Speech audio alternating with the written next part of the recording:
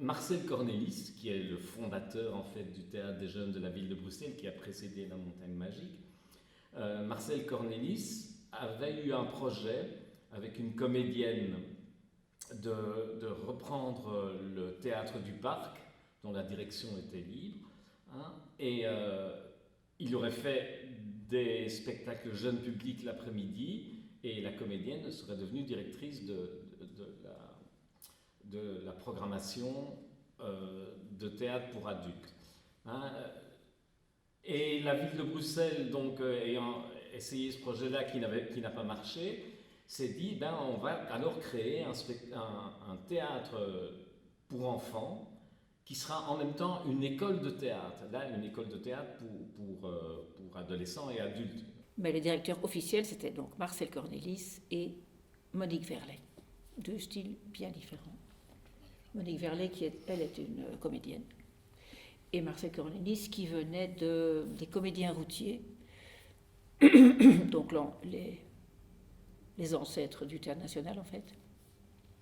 Et lui, il avait fait beaucoup de spectacles de marionnettes avec sa femme sur une péniche entre Paris et, je ne sais plus, à Paris, je pense. Hein. Enfin, donc, ils avaient leur théâtre péniche, et ils avaient fait aussi beaucoup de théâtre de marionnettes en Afrique, et très informatif sur les enfants, sur l'électricité, comment il s'appelait, Reddy Kilowatt, le petit personnage, enfin bon. Donc, c'était un théâtre assez éducatif quand même. Et Marcel, il était aussi mime, lui. Donc, il faisait les premières parties de Brassens, notamment. Et donc, il connaissait tous les gens le mime Marceau, tout ça. Et tout ça. Ici, dans la cuisine, on a mangé avec les frères Jacques, qui sont venus en visite. On est allé voir Brassens avec lui. Chez Brassens avec Marcel. L'idée n'était pas du tout d'en faire le beau bâtiment qu'il y a maintenant, c'était simplement, ça servait de salle de répétition, éventuellement, et d'atelier pour construire les décors et des choses comme ça. Et donc, c'est dans ces conditions-là qu'on est rentré, nous, au Théâtre des Jeunes de la ville de Bruxelles, et Marcel Cornelis, qui était un fou, un vrai fou, un aventurier du théâtre, il a tout de suite pensé qu'il fallait transformer ça en salle. Et donc ici, on était comédiens stagiaires, on était là pour apprendre et faire. Et alors, ce qui était extraordinaire, c'est qu'il avait dans ses amis beaucoup de gens de l'équipe du théâtre de la Monnaie. Il y avait Didi Maillon, qui était directeur des ateliers. Lui, c'est lui qui nous a fait tous les plans pour construire la salle. Voilà, pour construire la salle. On avait Léo Van Eurbeek qui faisait un sono de Béjart. Il venait nous faire nos bandes son ici. Il y avait, ah oui, je me souviens, au fond de la salle, là, il y avait le petit cote au son, je me souviens. Ouais. Et puis il y avait Guido Vermandere qui était le chef des chœurs, il venait nous faire chanter. Tous les matins, une heure, paf. On a appris à souder ici avec un spécialiste de la soudure qui était aussi un de ses amis. Donc on a vraiment pu apprendre tout ce qu'on voulait, tout ce dont on avait besoin, mais aussi ce dont on avait envie. On a eu des cours de percussion, par exemple, par le percussionniste de Maurice Béjart, de l'école de Moudra. Alors que Marcel était mime, il a aussi fait venir Foujo, oui, qui nous a donné aussi des cours ici. Et donc il y avait une alternance entre les spectacles menés par Marcel et Josette et les spectacles menés par Monique, et c'était très différent. Très différent. Monique étant sur les auteurs, elle faisait venir des metteurs en scène extérieurs, on a eu un metteur en scène est-allemand qui est formidable, etc. C'était plus un théâtre plus classique, on va dire. Un Vivanne aussi, Gérard Vivanne aussi.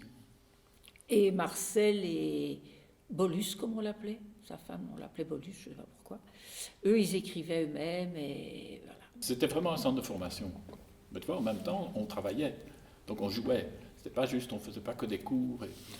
Et donc on était engagés, on était très mal payés, mais on était engagés, quoi. Et la mission était après de faire quand même 4 spectacles par an, qui tournaient vraiment dans les écoles. C'est-à-dire qu'il y avait 2 spectacles pour primaire qui se jouaient ici, et 2 spectacles pour gardiennes qu'on allait faire en tournée dans les écoles. Et là, on partait le matin, on allait monter dans une école, jouer, démonter, l'après-midi monter, jouer, démonter, quoi.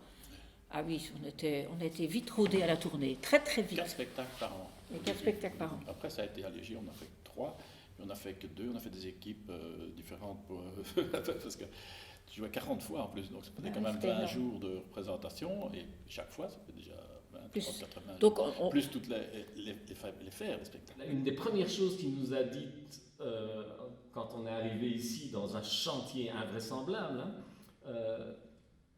il y avait 40 cm de poussière dans la salle en bas. Hein, ce bâtiment avait été abandonné pendant une quarantaine d'années. Et la première chose qu'il nous a dit, la première chose qu'il faut faire, une fois qu'on a eu les outils à bois pour travailler, on va faire une grande table ronde. Ça nous a vraiment appris à envisager un spectacle vraiment dans la globalité. Cette troupe devait être menée par un espèce d'esprit commun, que tout le monde avait son mot à dire sur tout, et que la costumière n'était pas quelqu'un de moins important que le premier rôle. Je ne sais pas, il y avait vraiment un esprit d'équipe. Hein. Il n'y a jamais eu, enfin, je ne me souviens pas de tension, enfin, de bagarres entre nous. On était à égalité. Je ne sais pas si je ferais du théâtre aujourd'hui, moi, si j'avais pas eu cette possibilité de commencer comme ça, tu vois. Et c'était un peu une école libre, c'est-à-dire, bon, il y avait des horaires qu'il fallait respecter, parce que ça, c'est la base même du théâtre, mais si j'avais tout à coup envie d'apprendre quelque chose, je pouvais lui dire, tiens, est-ce que tu ne trouverais pas quelqu'un pour nous apprendre ça? Et il trouvait quelqu'un. Ça, c'était assez génial. Non, c'était vraiment bien.